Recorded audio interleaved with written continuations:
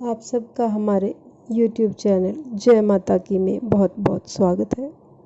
और यदि आप हमारे चैनल पर अभी नए आए हैं तो कृपा करके चैनल को सब्सक्राइब कर लीजिएगा, ताकि आने वाले और साथ में घंटी जैसे दिखने वाले बटन को भी दबा दीजिएगा, ताकि आने वाली नई वीडियोस आपको मिल सके।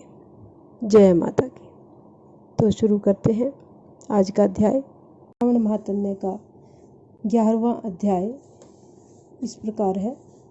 11वें अध्याय में तिथि महात्म्य, प्रतिपदा तथा द्वितीया के व्रत के बारे में बताया गया है, जो इस प्रकार है।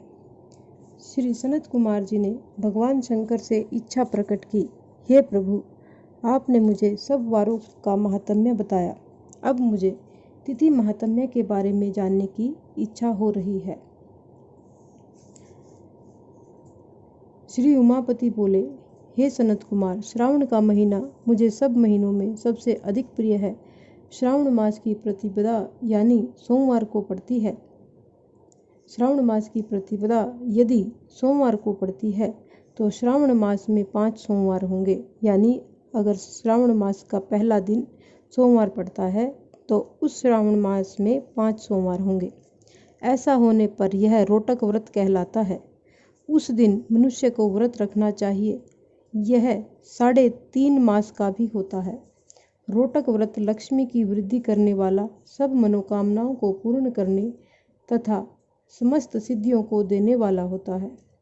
अब मैं तुमको रोटक व्रत को करने का विधान बताता हूँ। श्रावण मास की शुक्ल पक्ष की प्रतिपदा को प्रातः उठकर रोटक व्रत करने का इस प्रकार संकल्प करना चाहिए। आज से मैं रोटक व्रत करूँगा, हे जगत गुरु, मुझ पर कृपा करें। इस प्रकार संकल्प कर प्रतिदिन मेरा भगवान शंकर का पूजन करना चाहिए।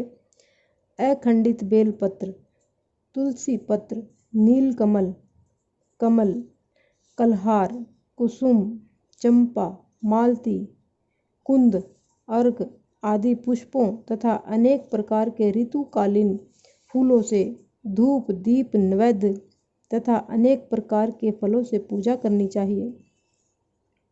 पुष्पहार नाम से 5 रोटक बनाने चाहिए। उनमें से 2 रोटक ब्राह्मण को देने चाहिए।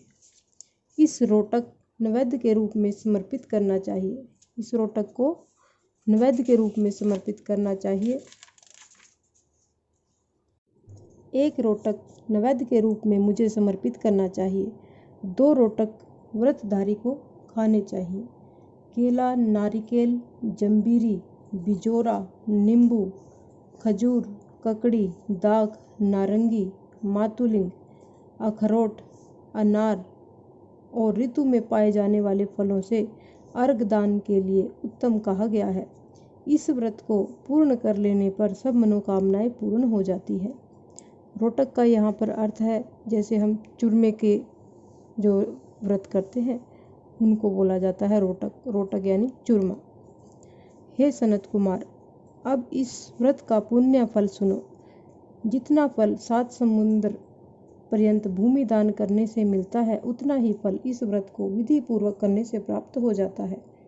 इस व्रत को 5 वर्ष तक करने से अतुल्य धन संपत्ति प्राप्त होती है। इसके उद्यापन में सोने के 2 रोटक बनाने चाहिए। पहले दिन अधिवासन करके अन्य दिनों में प्रातःकाल शिव मंत्र द्वारा घी तथा बेल पत्रों से हवन करना चाहिए। इस प्रकार व्रत करने से मनुष्य की सब मनोकामनाएं पूर्ण होती हैं। जय बोले बाबा की। हे सनत कुमार, अब तुम द्वितीया के व्रत को सुनो। इस व्रत को करने वाला प्राणी लक्ष्मीवास तथा पुत्रवान हो जाता है। यह व्रत औदुंबर नाम से प्रसिद्ध है। यह सब पापों का नाश करने वाला है। मनुष्यों को श्रावण मास की द्वितीया तिथि को प्रातः संकल्प करके विधिवत व्रत करना चाहिए। इस व्रत में गुल्लर, उदुम्बर बोलते हैं गुल्लर को, उदुम्बर के पेड़ की पूजा की जाती है। गुल्लर का पेड़ न मिल सके तो दीवार पर गुल्लर के पेड़ का चित्र बना लेना चाहिए। अर्चन विधि, हे उदुम्बर, आपको नमस्कार है। हे हेम पुष्पक, आपको नमस्कार है। जंतु फलयुक्त लाल अंड तुल्य शलीयुक्त, आपको नमस्कार है। इसके बाद शिव तथा शुक्र की पूजा करनी चाहिए। गुलर के 33 फलों से 11 फल ब्राह्मणों को, 11 फल देवता को और शेष 11 फल को स्वयं ग्रहण कर खाना चाहिए।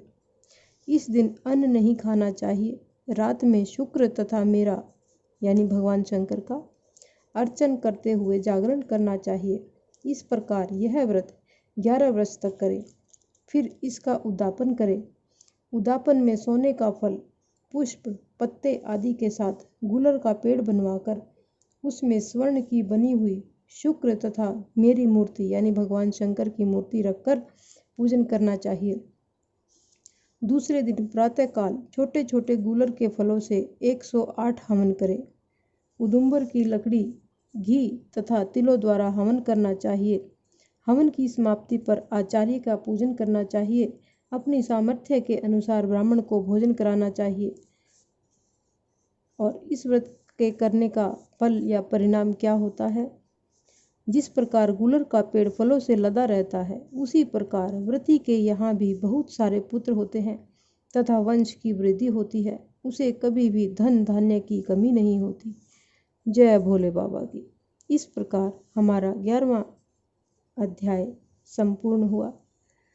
यदि आपको हमारी कथा पसंद आए तो कृपा करके लाइक बटन को ज़रूर दबा दीजिए। इस प्रकार की रोचक धार्मिक कथाएं सुनने के लिए हमारे चैनल को सब्सक्राइब कर लीजिएगा।